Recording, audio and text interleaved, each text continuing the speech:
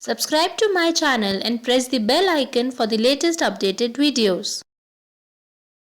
Hello everyone and welcome back to my channel Query Solution. So it's the 9th session on the chapter life process that we are learning today, and our today's topic is on the concept of excretion. And in today's video, these are all the subtopics that we are going to discuss. First of all, we are going to understand what is excretion, what are the different types of nitrogen based waste that the organism's body produces. Then we are going to study through a well-labeled diagram the structure of human excretory system, followed by the structure of nephron again through a well-labeled diagram. Then we are going to understand the entire process of urine formation through three major steps. And finally, we are going to talk, is there any role of brain in regulating the water balance in body? So even if you want to know all this into detail, do watch out the video completely. And now let's start with our video. So let us first of all understand what is the meaning of this important life process which is known as excretion. So excretion, how do you define excretion as? So excretion is the process of removal of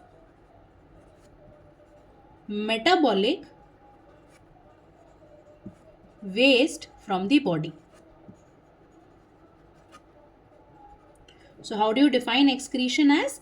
Excretion is the process of removal of a very important keyword, which is a metabolic waste from the body. So it is very important for us to understand what is the meaning of the keyword metabolic waste. So let me give you a few examples of what are different metabolic waste which are there in our body.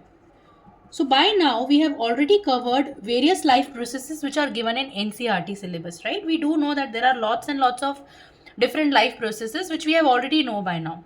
So if I ask you that what is the end product when we talk about a very important life process which is respiration, so what you would think? The end products of respiration, as we have studied, were what? It was energy in the form of ATP that it gets produced. Along with it, there were water and the presence of carbon dioxide also.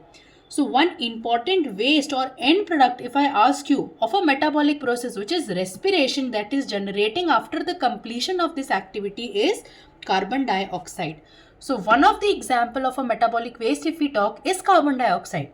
And as we stated, how is this carbon dioxide getting produced? So this carbon dioxide is produced after the completion of a metabolic activity which is known as respiration, right? Now, okay, this metabolic waste has been produced, but how this waste will be expelled out of your body? So this metabolic waste, which is carbon dioxide, we do know that it is going to go out of our body by the process which we know as exhalation. So this is one example of metabolic waste. Can you think about few more examples of any metabolic activity that's happening in your body leading to some generations of end products which can be harmful? So another important example of a metabolic waste that we can think about are the different solid waste. Now what are these solid waste? Here if I am saying solid waste, I mean to say the undigested food that remains. And we do know by now which process allows the undigested food to remain in our body. So the process of digestion, right? We have entirely studied the life process and every description regarding digestion, and we do know that once the food is digested, the undigested food which remains is nothing but a waste. And what type of waste it is? So we do know that it is a solid waste basically, right, which is going to expel out of our body. And what is the name of the process again which is going to help out in the expellation of this waste actually? So that is known as egestion, right? In the Holozoic mode of nutrition, this very important keyword is what we have already discussed about. So that is another example of a metabolic waste if we see. Let me give you a few more examples. There is also a production of sweat that happens in your body, right? You all know that during summer season, we do profuse out sweat actually. And what is there in this sweat mainly? And how is this sweat actually produced? So in our body, the sweat is produced with the help of sweat glands. And why is it is so important for the production of sweat in our body? Let me tell you, we do feel hot, so we go inside rooms which have got ACs, or we go to the rooms which have got coolers, we switch on the fan. But let me tell you, sweat is a natural way of your body to cool down. Whenever your body is heated, or when the temperature outside or in your environment is actually high, body's natural mechanism to cool is by producing the sweat. Because you do know when the sweat get produced, what it releases a liquid, right? When you just wipe out the sweat which is there, when you generally see in the forehead or other parts of your body, it comprises of water mainly. But that's not all. Along with water, your sweat also consists of salts, right? There are salts in your sweat, and this sweat, when it gets releases, it helps in cooling down your body. It helps in lowering your body temperature so that your body can become cool. So that's your natural way how body cools when there is high temperature in the environment. So that is another example of a metabolic waste. And now talking about the very important example, your body produces different types of nitrogen based waste also. Can you think of any nitrogen based waste that is produced in your body? Now, there are lots and lots of biochemical reaction, children, that keeps happening in our body. There is a process like respiration, there are processes like digestion, there are processes like circulation. Your body is exposed to lots and lots of antigen. Your body is breaking down all the complex food that you are eating. So at the end of the day, there are lots and lots of waste, metabolic waste, and most importantly the nitrogen based waste, such waste which contain nitrogen into them, which are getting produced. And your body is designed specially to remove this nitrogen based waste. So which process helps in the removal of these nitrogenous based waste? So the process of excretion that we are talking today. So by the process of excretion, different sets of nitrogenous waste gets eliminated out of our body and helps in purifying the blood. So this is very important for us to understand. How are the nitrogenous waste getting generated? Is by the metabolic activity. Fine. Now whatever waste is generated, it is at the end of the day going to mix with the blood of our body, right? So to purify the blood, to keep the blood away from these waste, or to remove the toxicity from the blood, it is very, very important that our blood gets purified. And which organ system plays a very, very important role in removing or purifying the blood? So it is actually the excretory system, or the process of excretion, as we can say. This important process helps in the purification of the blood, and at the end of the day, after purification, it removes all the nitrogenous based waste which are there in our body. So we human produce a special type of nitrogen based waste, but different sets of organisms on the planet produces different types of nitrogenous based waste. So let us now see what are the different types of nitrogenous based waste components that the organism body produces. So let us see the different types of nitrogen based waste, or nitrogenous waste, as we can say in simple words also. So the very first and very common type of nitrogenous based waste that the organism body produces is something which is known as ammonia. So I'm not talking more into the biochemical part of it, but we do know that when we talk about the structure of ammonia, ammonia do contain a nitrogen compound into it. It consists of nitrogen. So that's why we say this as a nitrogenous waste mainly. So those organisms body which releases the nitrogen based waste in the form of ammonia are known as ammonotelic organisms. What are such organisms known as? So these are known as ammonotelic organism. And what are the example of such organisms whose body produces ammonia in the form of a nitrogenous waste? So when you talk about the aquatic organism, these are the best example, because in their body they produce nitrogen based waste which is rich in ammonia. So aquatic organisms are the examples for it. If we talk about any other category of nitrogen based waste, so there is another important category of a nitrogen based waste which is known as uric acid. Even some organisms body produces uric acid, which is again a nitrogen based waste. And such organisms body which consist of uric acid as a waste are known as uricotelic organism. So be clear with these keywords, children. These are very important with regards to your exam. What are ammonotelic organisms? The organisms which produces ammonia as a nitrogenous based waste. Alright. What is uricotelic organism? The one which produces uric acid. And what are the examples of such organisms? So when we talk about birds especially, they releases their waste, they release the nitrogen based waste which is rich in uric acid. That's why birds are examples of the uricotelic category. So have we included humans here? We spoke about aquatic organisms, we spoke about birds, but what about human? What about our body? Because in today's session and in this chapter entirely, we have been talking about human body only, right? So human body generates special type of nitrogen based waste which is not ammonia and uric acid, but rather it is urea. And those organisms like us who release nitrogen based waste which is rich in urea are known as ureotelic organism. So don't get confused between the keywords which is ureotelic and uricotelic. There is a minute difference. Uricotelic are the ones which are going to release uric acid, as you can see, and ureotelic are the ones which are going to release urea. And as I said you, which category of organism release urea as an excretory product or nitrogen product? So example is human. So this is just a brief introduction, but very important for your 1 mark question in exam.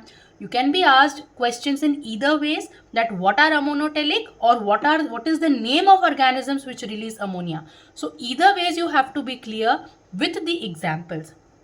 And these are the different sets of nitrogen based waste that the different sets of organisms body can produce. Some can produce ammonia as a nitrogen based waste, some can generate uric acid as nitrogen based waste, and organisms like us can generate waste in the form of urea. Henceforth we are known as ureotelic organism. So now let us discuss the structure of human excretory system through a well labeled diagram.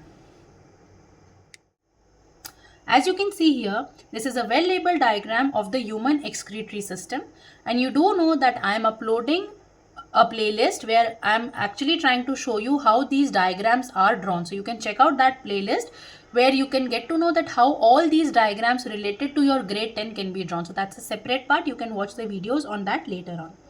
So in the human excretory system, we do know what are the important organs involved into it. So the very important organ which is going to do the purification of the blood are your pair of kidneys. So we do know that we have got either one pair of kidney, we say, or a total of 2 kidney is what we have in our body, right?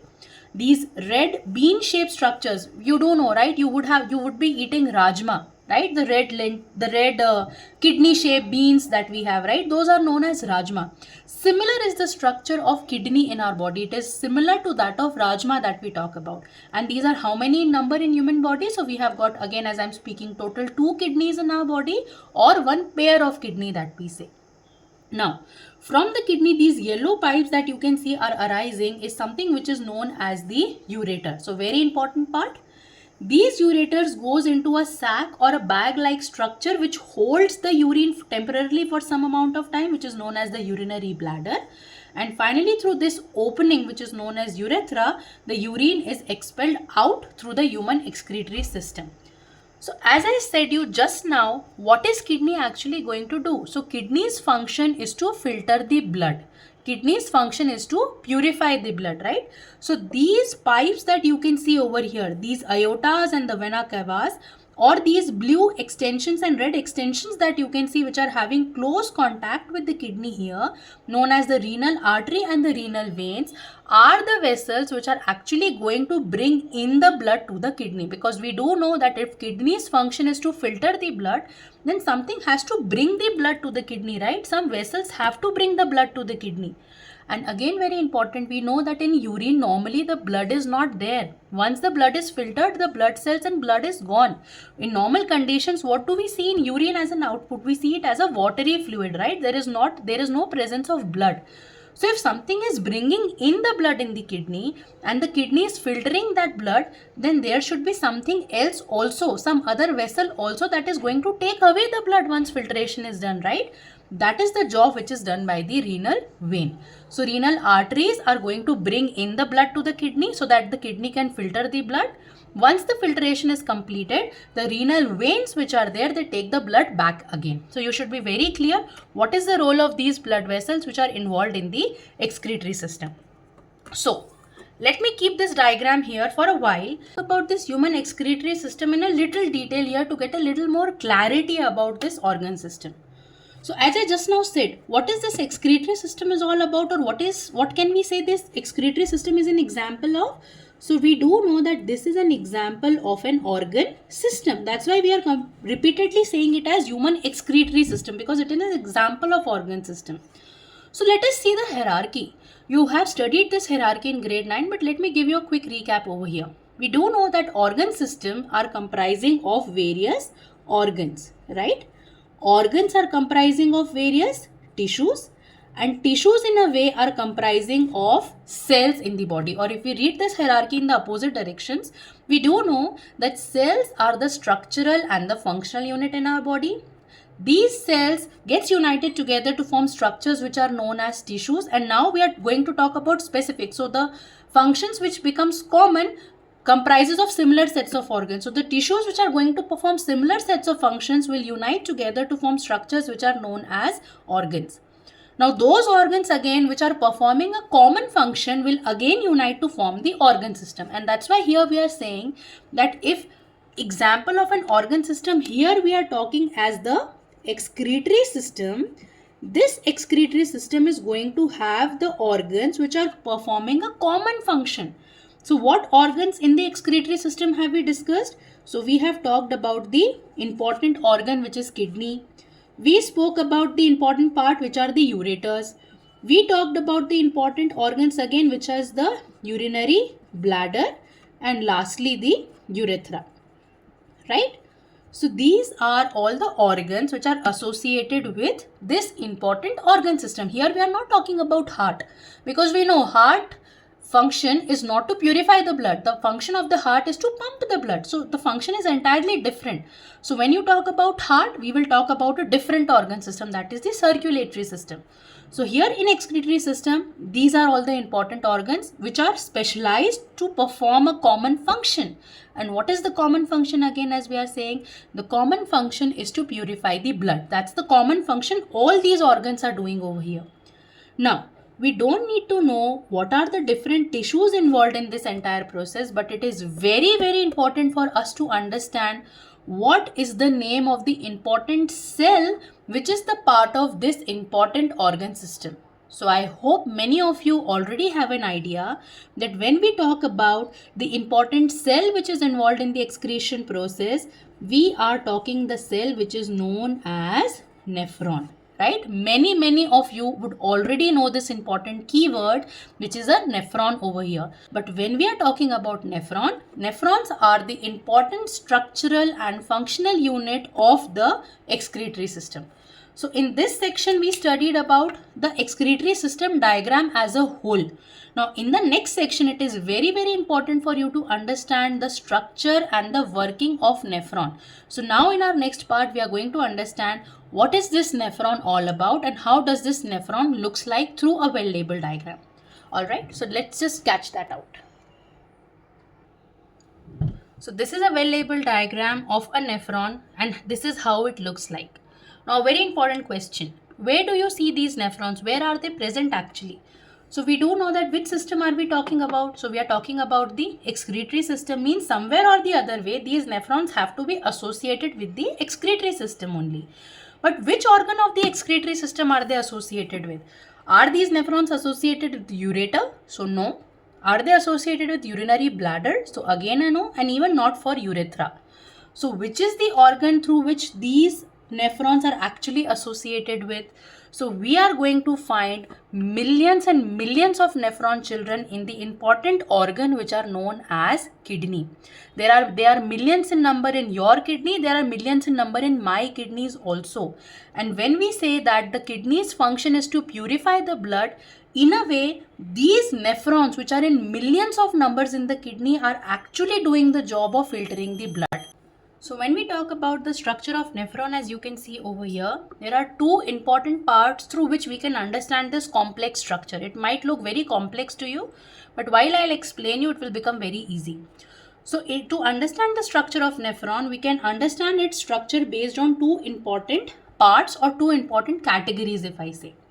One important part or one important component of the structure of nephron is actually a cup-shaped structure.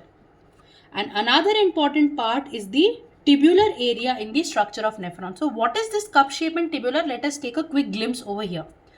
In this entire diagram, What type of structure looks to you like a cup-shaped structure? So if you can just pay attention to this part, this U-shape area which you can see is actually a cup-shaped structure over here.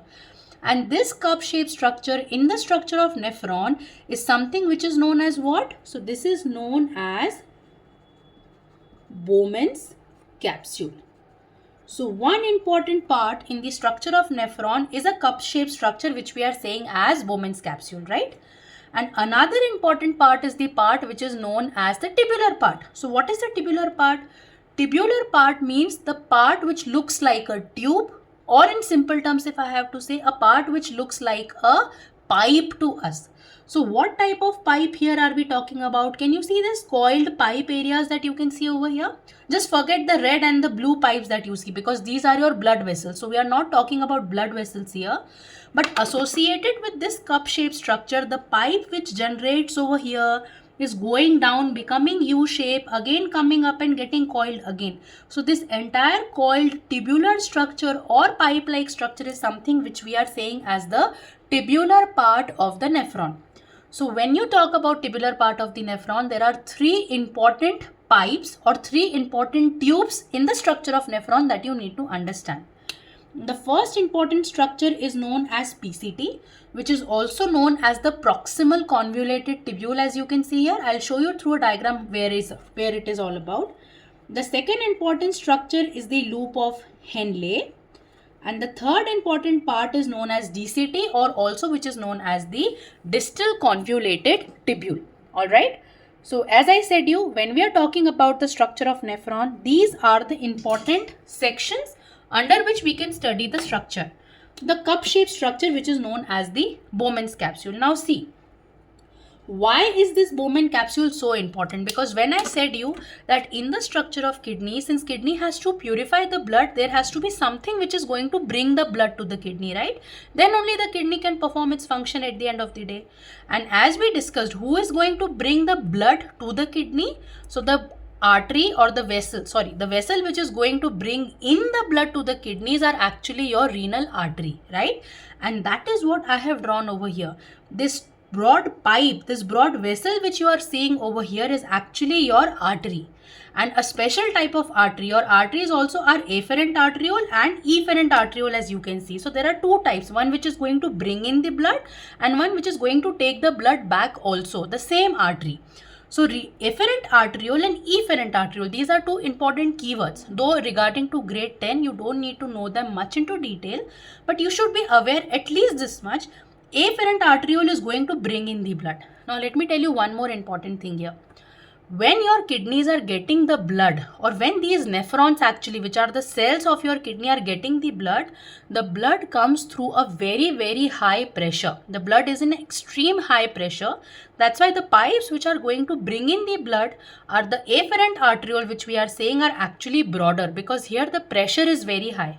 Now once the blood is going to come through these afferent arterioles inside your Bowman's capsule of the nephron, inside this part they form an extensively coiled structure, and this extensive coiled structure is something which is known as glomerulus. So what is glomerulus? Glomerulus are the network of blood capillaries which are found inside the Bowman's capsule. So if this is the Bowman's capsule over here, as you can see, internal to this Bowman's capsule, can you see the red dots that I have made and the arrows which are coming out? So this is the exact same thing that I have drawn, which is the glomerulus. So if this is the glomerulus, inside this glomerulus, the artery which is bringing in the blood is forming an extensive network of blood capillaries. And this network, children, has got pores. They have got small holes into them. So what will happen? Just imagine if there is a pipe which is through which the water is flowing, and if that pipe has got hole, what will happen? The water is going to come out of that pipe, right? And exactly what's happening here also. As the afferent arteriole is bringing in the blood in this cup shape, which is Bowman's capsule, as it is coming the artery here, the artery is forming a network of capillary, right? Which we are calling as what? So this network is what we are calling as glomerulus. And once the blood flows in the glomerulus, since it has got holes into it, what will happen? Some of the component of blood are going to go inside this cup, which is nothing but the Bowman's capsule. So as the artery is bringing in the blood is flowing inside through a huge pressure, and as it will flow through pressure, some materials are going to enter inside the cup-shaped structure, which is the Bowman's capsule. Now once the blood is entering, what will happen? Once it has entered inside the cup, now whatever material has entered through the glomerulus, they will now flow through these tubular areas, as you can see here, which are your PCT, loop of Henle and the DCT. Alright, so this much should be clear. The structure of nephron has a cup-shaped structure, which is Bowman's capsule. The blood vessels are going to bring in the blood in the Bowman's capsule, and the vessel which is bringing in the blood is actually renal artery.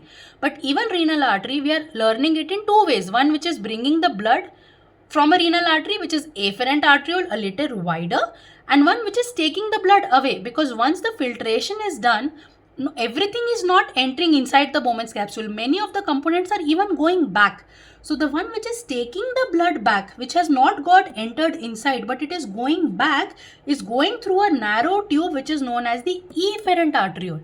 So afferent arteriole is wider, which is bringing in the blood. Efferent arteriole is a little narrower, because once the blood has flowed through the glomerulus, now the pressure has reduced. Before, the pressure was high, but when it started flowing through the network, which is glomerulus, since many materials have already gone inside, now the pressure is less. And once the pressure is less, the artery which is again going to take the blood back is actually your efferent arteriole, which is narrower. That's the reason if you see this red pipe, the top pipe is what I have drawn a little wider, but this bottom pipe which is taking is little narrower. Why? Because here the pressure have been reduced, and that's a very important description or a very important discrimination between these two types of arteries network that we see. Afferent is going to bring in the blood, high pressure, and it is wider. Efferent is going to take away the blood from the glomerulus. All right, it is going to take away the blood, the pressure is lesser, and these pipes are little narrower, right? So just be clear on the difference. Now once in the Bowman's capsule, blood has poured through the capillary action, the blood has been filtered, many materials got back again, many materials went inside the Bowman's capsule, and now they have entered the tubular area. So as I said you, the tubular area also has how many parts? So it has got 3 parts. One is known as the proximal convoluted tubule. So what is proximal? The part of tube which is close to the Bowman's capsule. Can you see this area over here?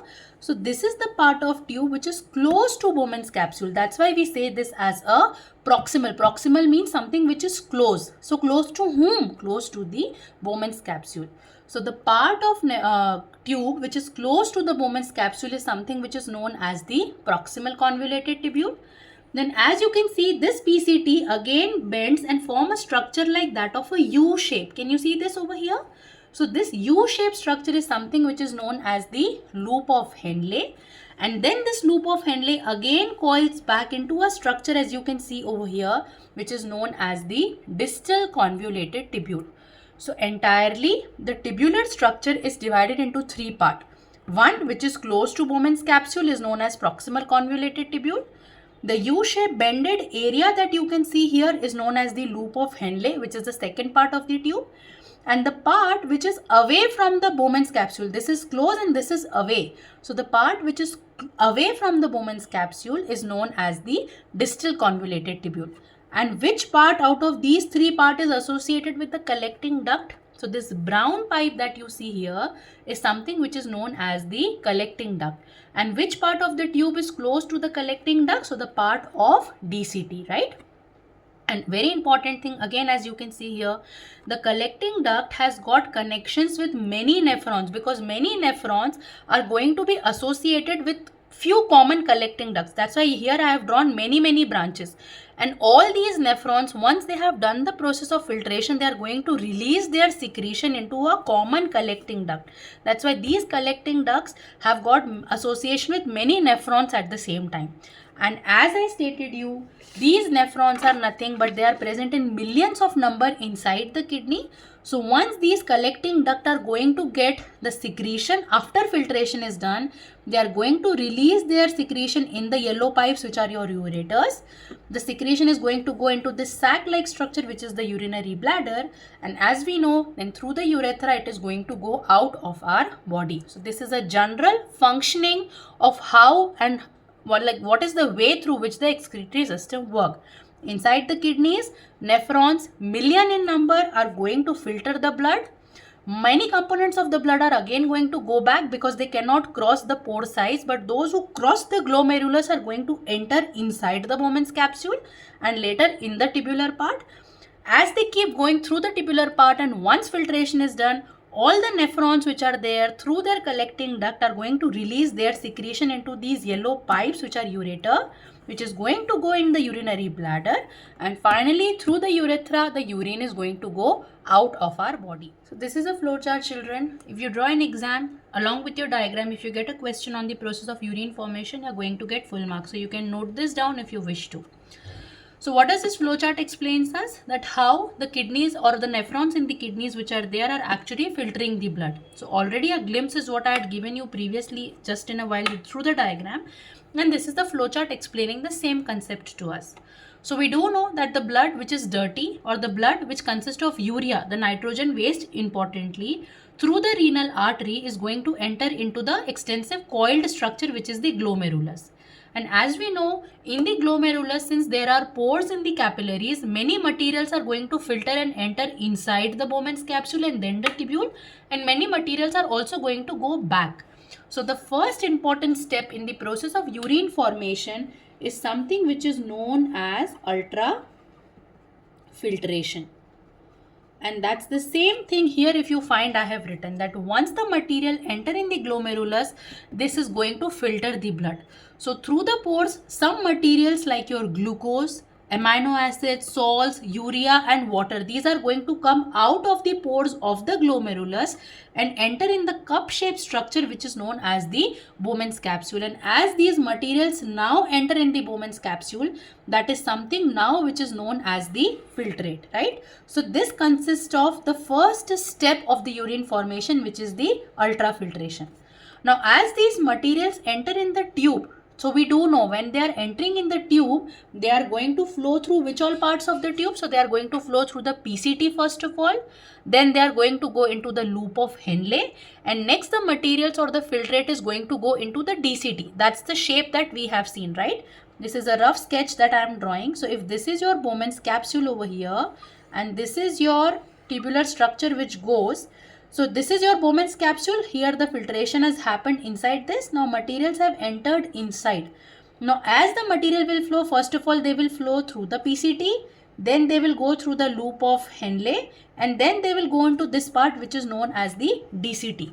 So as the material will keep flowing through the tube, as you can see here, they will undergo through the step number 2 of urine formation, which is known as reabsorption. And what is reabsorption? So as we stated here, since the filtrate is flowing, now this filtrate is not waste. There are still many components in the filtrate that the body might require. So body will not afford to lose them out. Body will just not allow that all these materials flow in the tube and go in the collecting duct directly. No. The body wants that many material, while they are flowing through the tube which are important, the body should retain them back again. The body should reabsorb them back again. And that's the exact same thing happening when the materials are flowing through the tube, that the process of reabsorption is happening. So major reabsorption happens in the PCT area. Major reabsorption of materials happen in the loop of Henle area, and a few reabsorption happen in the DCT area also. But when the materials enter close to the DCT or close to the collecting duct, actually now those materials are nothing but more of waste, because still here the body whatever wanted, or the nephrons whatever they wanted that the body should require, have already been reabsorbed. So as they come close towards the DCT or towards the ending of DCT, the materials now here which are left consist mainly of water, which is an extra. The body doesn't want so much of extra water. Consist of salts that the body want to expel out, and majorly it consists of urea. And this entire combination of material which is now close towards the ending of your DCT area is something which we say as the urine. So this third step of urine formation is something which is known as your secretion. And what is secretion? The unwanted material, these unwanted material which is in a fluid form now, gets expelled out or goes into this common passage here, which we said as the collecting duct. So this secretion will enter the collecting duct, and we do know that these collecting ducts are actually in close association with many nephrons at the same time. All the nephrons are doing all the same job. So all the nephrons are actually pouring the urine in the collecting duct, which goes through the ureter, goes through the urinary bladder, and finally through the urethra. This material is expelled out of your body. And what material is expelled out of your body? So the urine. So this is what an entire flowchart that represents the process of urine formation in three main steps. First being the ultrafiltration, second being the reabsorption, and third being the secretion. Ultrafiltration majorly happens in the Bowman's capsule area, which is the glomerulus part mainly. The reabsorption part happens in the tubular area, the PCT, loop of Henle, and the ending towards the ending areas of DCT. Secretion mainly happens to the edges of your DCT, collecting duct, and then finally through the parts of your excretory system, the urine is expelled out of the body. So this is a flowchart explaining to us all these details completely. Now in the next section, let us quickly see, is there any role of brain in maintaining the water balance in the body? So let us quickly check out that. So this is the last part of the video where we are going to see, is there any role of brain in regulating the water content in our body? So one thing is very sure, children, which I think you all know, that when we are drinking excess water, what is happening? The urine that we are getting is very clear in color, right? Or I can say the urine would be very diluted. Why? Because the water quantity is in extra amount. So it's always good to actually drink lot of water. Why?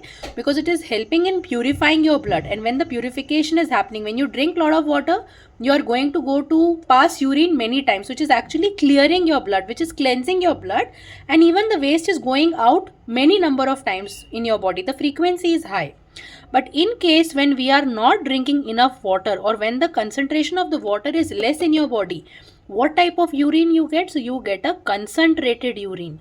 And how do you know if your urine is concentrated? The color will be more towards the yellowish side. Your urine won't look clear, but it will look more towards the yellowish side, which is the concentrated urine coming out. So do you think there is something, how your body is deciding that water is high, water is in lesser concentration in your body? So here the role of brain comes into picture. And which part of the brain? The hypothalamus area of the brain. So this part actually produces an important hormone. Now this is a very possible question. Name the hormone which is produced by the part of brain which helps in regulating the water balance in your body. So the hormone which is produced by the hypothalamus area of your brain is known as the ADH, or it is also known as the antidiuretic hormone, or vasopressin, or agripressin. All the names are one and the same. Okay. What do? This hormone actually checks the concentration of water in your body. If the concentration of water is in good concentration, it is going to release more water through the urine, so that better cleansing of the body happen and better clearing of blood is happening. But in case when your water is actually less in your body, this hormone is going to release, which is going to concentrate the urine, and due to that the color of the urine that you get to see is actually more towards the yellowish side. So this was all about the process of excretion that we have discussed today. In our next section, we are going to discuss the excretion in plant, and also we are going to understand the concept of artificial kidney. And with those two videos, again, we are entirely covered the concept on life processes. So I hope you are clear with the video. If you have got doubts, you can ask to me in the comment section box. If you are liking the video, please give a thumbs up. It will motivate me to make more videos for you. Share it with your friends. And until then, as I always say, happy learning, guys.